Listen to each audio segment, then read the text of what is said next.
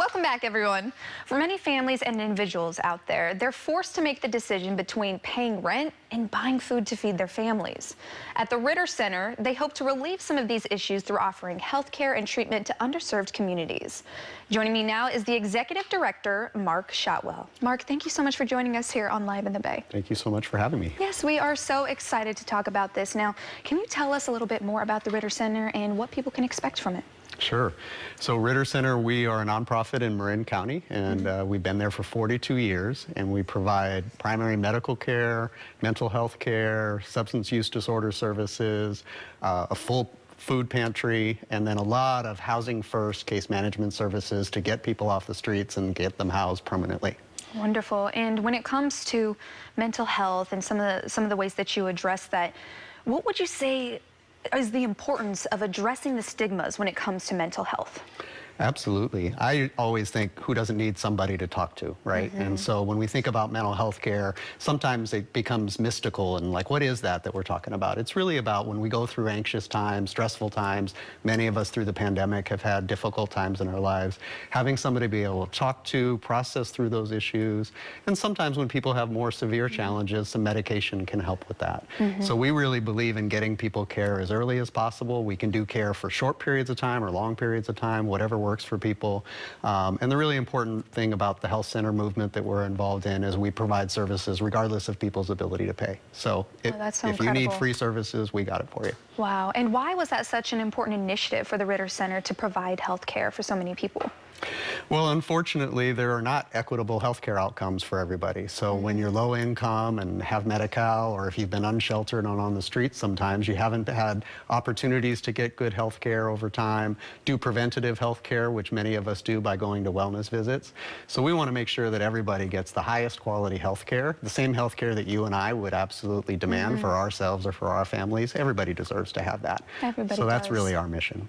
Wonderful. And you mentioned the unhoused, and when it comes to homelessness, what is the link between that and criminal justice?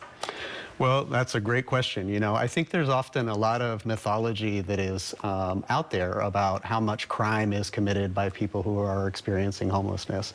It's really not supported by the evidence. And what we really need is we need voluntary options for people that employ evidence-based practices. So housing first, I mentioned that earlier. Yeah. So that's an evidence-based practice that is now in every state in the nation. It's in most of the counties in California. And through 30 randomized clinical trials, we've showed that housing first can reduce homelessness by 85%, and it also reduces other really bad outcomes with hospitalizations and incarceration by 85%. So when you think about that link with criminal justice, people who are homeless don't go to jail usually for serious crimes, but trespassing and public nuisance types of things. So we're able to turn that around, and instead of people spending time in jail, we get them into their homes, get them the health care that wraps around them. And in Marin County, we have a 95% housing retention rate. We've gotten 556 people off the street since 2017, and 95% of them are still housed to this day. Oh my goodness, that is wonderful news. I love hearing that. Now, you mentioned a couple of things that the Ritter Center does, but what are some of the other programs that are offered that people can come to? Sure. So we have a food pantry that provides food for 350 households a week in Marin County. A week? Yeah. And part of our effort in this time of year is we have a huge Thanksgiving giveaway next week where we're going to give out turkeys and all the fixings and the desserts and everything to 170 families. In addition to that, we have a whole set of programs that are about, you know, this is a time of year when we all think about being able to give gifts to loved ones and spend time, but if you don't have a lot of money, it's hard to do that, especially with inflation and the increased cost. So we have our biggest campaign going on right now called Hope for the Holidays, and we're set to raise $500,000 so that we can ensure that all of the clients that we serve get gifts to be able to give to their children, so the holidays can be that warm time. Seniors are able to have gifts for themselves. And all these services that we operate, we couldn't do them without the support of donors and volunteers. And so this is a way in which we wrap around the supports for everybody in the community, because we believe everybody deserves the same things that we get, which is a good holiday season. Yeah. I'm glad you mentioned support and donors. What are some of the biggest needs at the Ritter Center at the moment? Sure. So people can go to rittercenter.org and learn more about our organization and more about our programs.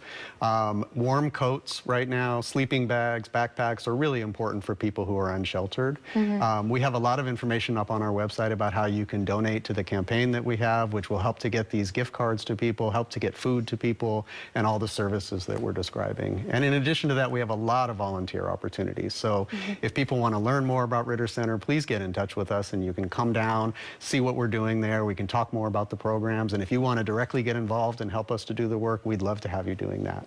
Well, Mark, as the executive director, how have you seen the Ritter Center change so many lives? Well, you know, I think about our street medicine team that we launched this year. So we have our best exam room, which is in a Ford Transit van where we can take medical care to people anywhere in the world. Ritter Center is a wonderful health center, but sometimes people don't get to us because they've had bad experiences in the past. They're not sure if they'll be respected and treated in a way that they would feel that that was compassionate. So we bring the medical care to people wherever they're at. So if they're under a freeway, if they're somewhere tucked away in the hills, we'll go to them, make sure that we build that trust in the relationship, get them the medical care they need, and then be a bridge for them to get back into health care in another clinic. So Ritter Center has really had to grow in the area of making sure that we have wraparound services that meet a whole host of needs, because people don't have just one challenge. They're challenged with housing, they're challenged with the income, sometimes they have chronic disease, and so we really want to be able to treat a whole person because it's important for everybody to be able to get that care in one place from one team that can really support them. Well, thank you so much for joining us here on Live in the Bay. We loved hearing about Ritter Center and all the incredible things that they are doing out there. Thank you so much. We appreciate it. Thank you so much for having us.